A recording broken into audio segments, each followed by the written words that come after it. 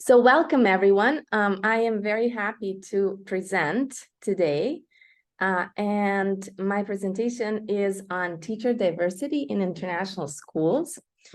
So examining how truly diverse international schools are, so to speak.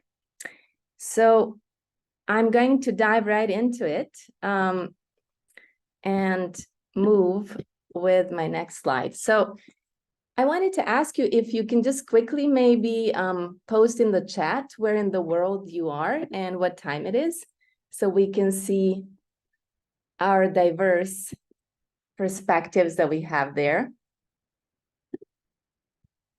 And people from different places, Vermont. Yes, hi Jessica, very nice to see you. Yes, New Jersey, 9 a.m. Beijing, very nice to see you. Central Mexico, Lisbon, Portugal, New Jersey, Tennessee. That is just amazing. Kuwait, Dubai. I'm currently in the Dominican Republic, which is my place of residence and my second home.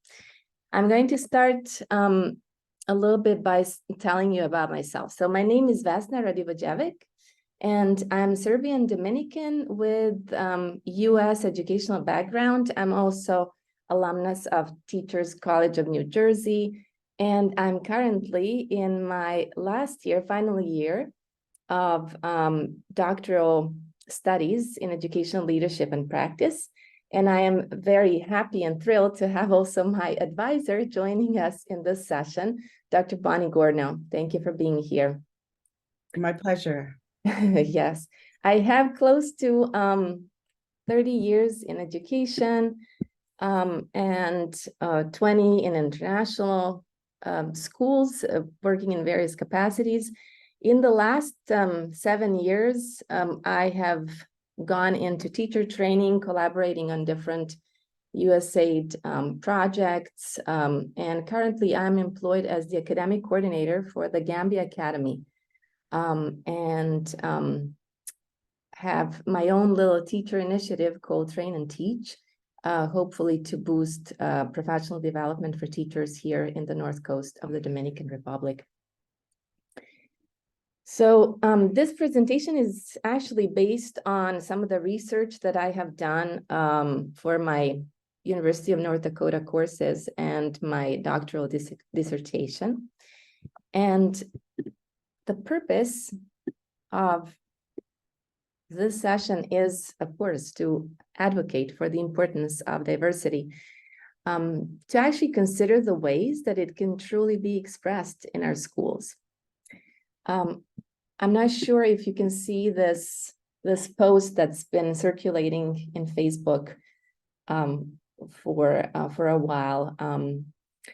I posted it there because I think that maybe the true exercise of diversity means that we ultimately want peace in this world. Not to sound like from the movie Miss Congeniality, I want world peace, but that is what we want, right? Acceptance, peace, and diversity in so many ways is kind of an extension of love for the world and for students, for learning. Even though it's a very short session, I always put session norms. So let's just try to listen, to understand, as Elena Aguilar would say, and to be open-minded with no judgment. If you have anything to add in terms of session norms, I invite you to do so in the chat. I'm going to give us maybe a couple of seconds. Okay. All right. So session objectives are to examine teacher diversity and what it actually means, and to strike, hopefully, some interesting conversations and thoughts on diversity that exists. So now I'm going to turn over to you. How would you describe yourself in terms of diversity? So who are you? You can reflect on this in your notebook or a document. You can share. or not. So I'm going to click on the timer. That's going to be 1 minute, and to invite you to reflect on who you are. How do you identify yourself?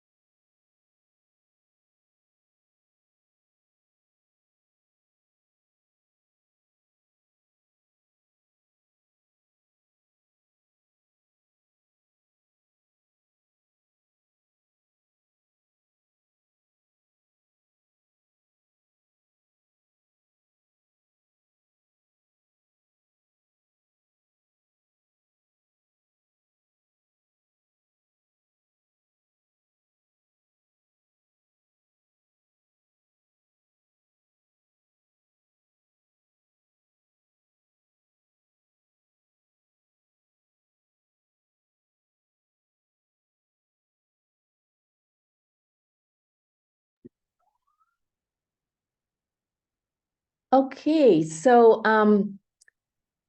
I have not seen anybody willing to share, and that is okay, because this was just a little exercise for us to start from inward, going outward. So being originally a language teacher, okay, I'm sorry, Jessica. Before I move on to the next slide, we do have Jessica saying that she grew up in Colorado, Michigan, and she was seen as ethnic. My skin was a little darker. By features were a little bit, but by features were a little bit different than my classmates. When I moved to Egypt, I was identified as the white teacher. That did not resonate with me at all. Thank you, Jessica, for sharing. So being originally a language teacher, I always start from the definition. So what is a teacher? A teacher is a person that spends 50%, at least 50% of their time teaching students, working with students. So even though we sometimes don't include teaching assistants, I would say that they are also part of the teaching staff. What is diversity? Diversity is the representation of different race, ethnicity, gender, class, sexual orientation. And also maybe we might be thinking, what are international schools? And we need to know about their history and how they originally started to understand where we are now. So they initially started as schools that were catering to the needs of the expat students, and later on grew into schools which included students from very diverse cultural backgrounds, such as host country students. But this was something that the development of international schools, right, has started in the 70s. And then now we are, how many years later? Is it 90 years later? I still live in the 90s sometimes, so I have a hard time calculating the amount of time. So what does that mean for us?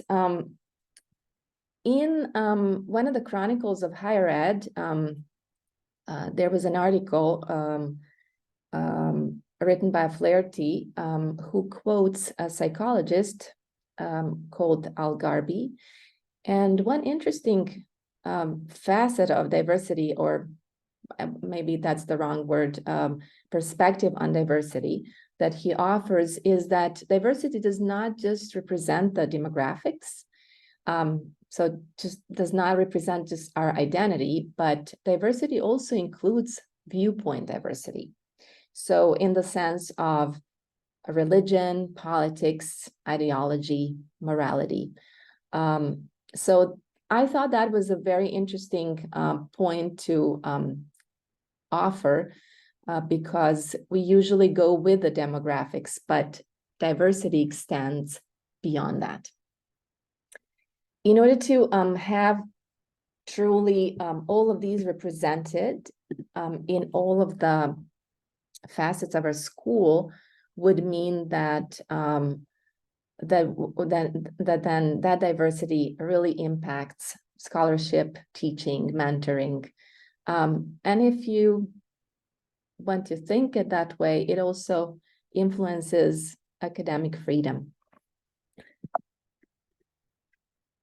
So what are the benefits of diversity? What are the obvious benefits? So the obvious benefits are the benefits of learning and how diversity impacts our students.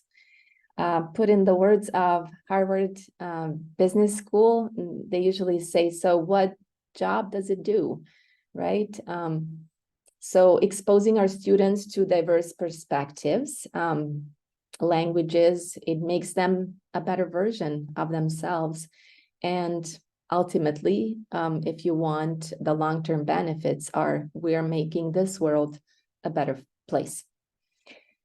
Neuroscientists speak about the plasticity of our brain. So this is where diversity comes in. We can change our brains. We can change. We can be enhanced versions of ourselves. And as our students are exposed to different perspectives, they too become open to different challenges and viewpoints. Teachers consequently will then endorse the principles of diversity, equity, inclusion, and it will be possible to truly transform our institutions. So one study that I'm quoting is from CIS, Council of International Schools, that was done in 2021 and was published by Alexandra Neira. I hope I'm pronouncing her last name correctly. Here are some of the statistics from the study. So it was done together with 175 responders across, there were international schools and participants around the world. And primarily the primary nationality of teachers in international schools is United States, Canada, United Kingdom. So the Western nationalities that are represented, English-speaking ones. In terms of, just a second, in terms of leadership teams and ethnicity, we can still see that white male leadership is dominant in international schools. Significantly more teachers are female than male, but leadership, as I said, is predominantly white males who are there. So it shows that that females are also not that much represented, or they're, maybe the better word would be they're underrepresented in governing boards in international schools. On the average, there's 60% of male and 40% female board members. Leadership team composes, as I said, 52% of male, 48% of female, 29, whereas 29% of teachers are male and 61 are female. So looking at this study, where do we go from here? I invite you to look at the diversity in your schools. where you teach, but from the three levels, from the macro level, the level of policies that you have, the laws that are maybe in the host country, and how your diversity in school is put against that backdrop. I invite you to look at the meso levels, which is the level of your institution, how diversity is exercised and practiced in the classrooms, in your school, amongst teachers. And I also invite you, of course, to look at the diversity from the micro levels, the levels of individuals.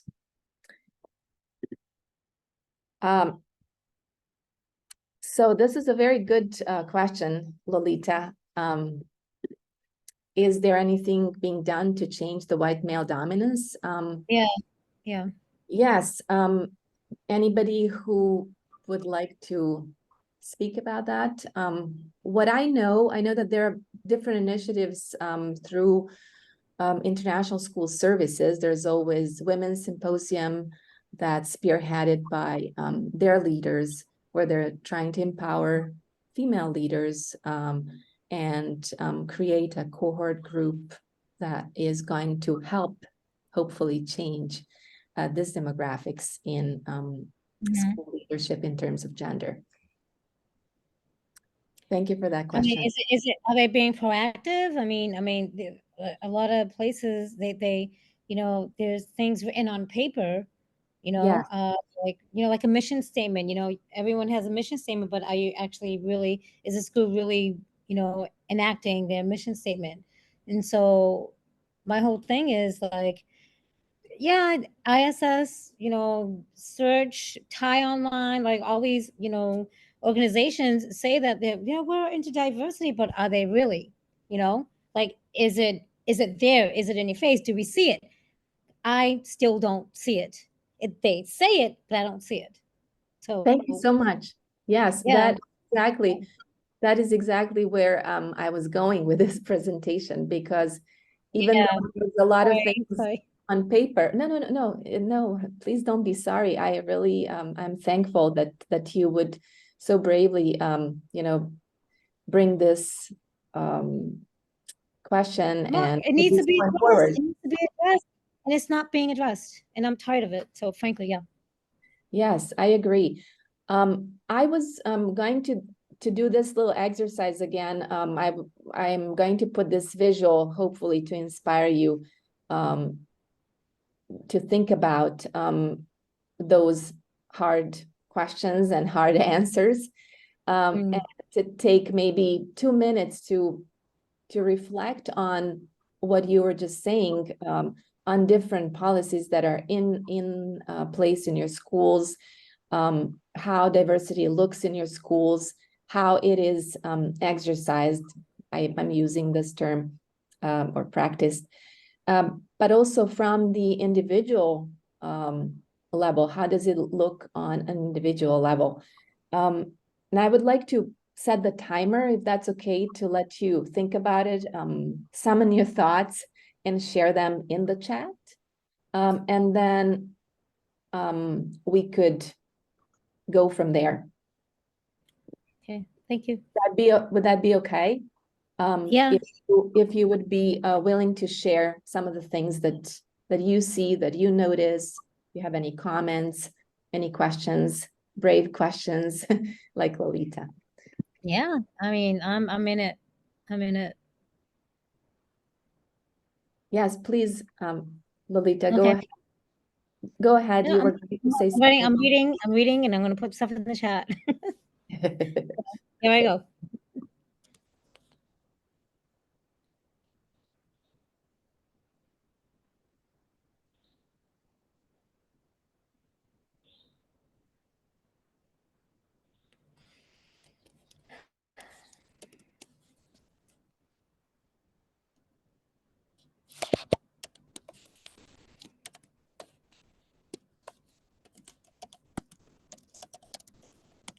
So just to comment on this, one way to address it at the institutional level is both short-term and long term. So short term, it could be part of a school goal or school initiative, which could exist for 1 or 2 years. But when it becomes a school goal and that goal is communicated to the community and to the stakeholders, people will take more interest in it.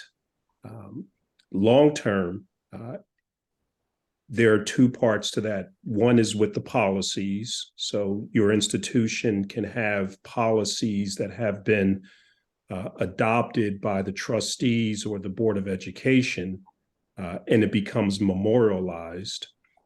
And then the other long-term strategy is to make it part of a strategic plan, where, over the next 5 years, we will do X, and you put some measurable goals connected to that strategic plan, if it is to increase diversity with a specific population or populations. So short term and long term. Thank you, Dr. Dennis. That is really remarkable. Yes, as an institution, as a learning institution, there has to be, I would say, collective commitment in improving diversity. But at the same time, there has to be individual commitment in doing so as well. We all have to be brave to inspect ourselves and to look into ourselves and what is it that we offer, that we are emulating with our way of being, speaking, and interactions with our colleagues, with our students, and so forth. So our timer set 2 minutes, we're up, and we have Jacqueline asking, during our job interviews, how does your school embrace diversity? That is a very good question. Anybody who has the answer to this, or who would like to comment on Jackie's question? Has anybody asked during their job interviews how those schools would address diversity?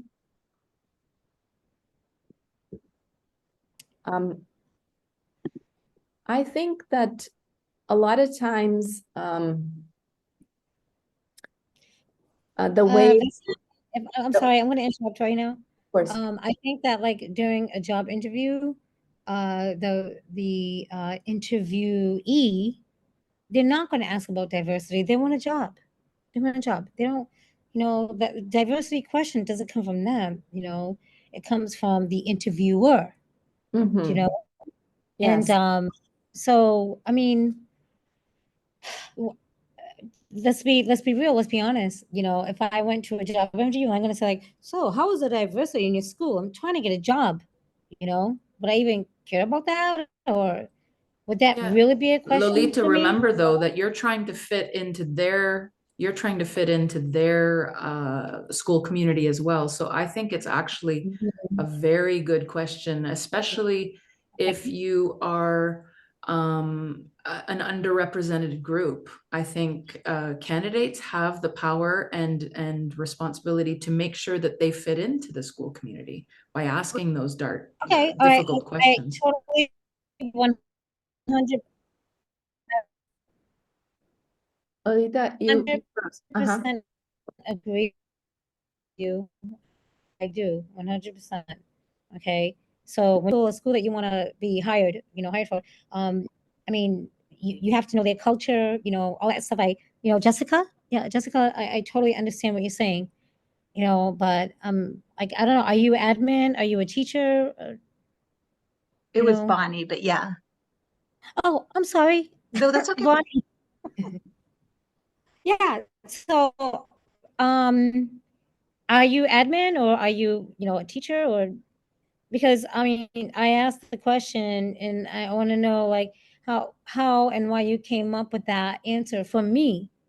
Do you have candidates? Are there candidates that come and really do ask about, I am the perfect person for this school because, you know, I fit in and I know these people. You know what I mean? Does anyone really interview like that? So Yeah. I can just give a little input. I'm the HR director for the 8th largest district in New Jersey. I'm also an adjunct at TC&J. So I hire school employees, teachers, counselors, principals, and we have a diverse student population that speaks multiple languages. I have had candidates during an interview comment on their ability to be fluent in a certain language because they did the research on our district and they feel as though they would be a good candidate for our district because they speak this language. Right. Okay. Thanks so much. That is Okay. No, I get that. interesting. Sorry that I'm speaking over you. I just wanted to say, but please bear in mind that you're recruiting from a host country that's liberal, right? So that also has a certain play in the hiring process, right? The host country. Yeah, that wouldn't work in Indonesia. Yes. So some things are really and those things are really important. But yes, it is great to know that TCNJ is always the pioneer in all of the great things that are happening. I do want to continue our conversation, and before we go on to Shalian's really astute comment, I just wanted to give you a little recap of what I was going to tell you in conclusion. Kind of my conclusion, the way I see it.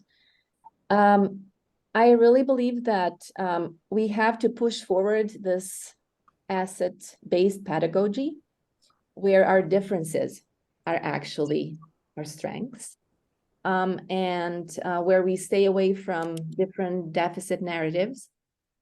I also believe that to be a reflective, responsive practitioner, we constantly have to break ourselves apart, to examine our biases and then again put ourselves together. So I strongly believe in that individual perspective, or starting from there.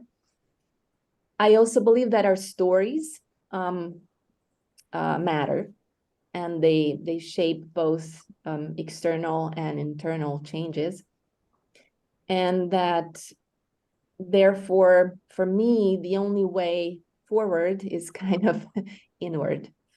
Hence this picture that's over here. But I also want to say that I appreciate Shalian's comment. Yes, the schools may address diversity in some ways, but a lot of times money is at the bottom of it, especially in international schools world. We know that we have a huge number of for-profit schools. So those things also play a certain role. That's a important factor in their recruitment. So this is with this, I'd like to end our presentation. But I do want to say thank you very much to TCNJ for organizing this, for Dr. Carol for being a pioneer, making this world a better place. I also want to thank all of my professors at UND. Dr. Bonnie Gourno, I really thank you so much, because you're also responsible in shaping me the way I am today. And I want to leave a little bit of this slide so that you can tap into these references as well. This being said, I am going to stop our sharing and pause the recording if I can find where to do that. Yes, I can.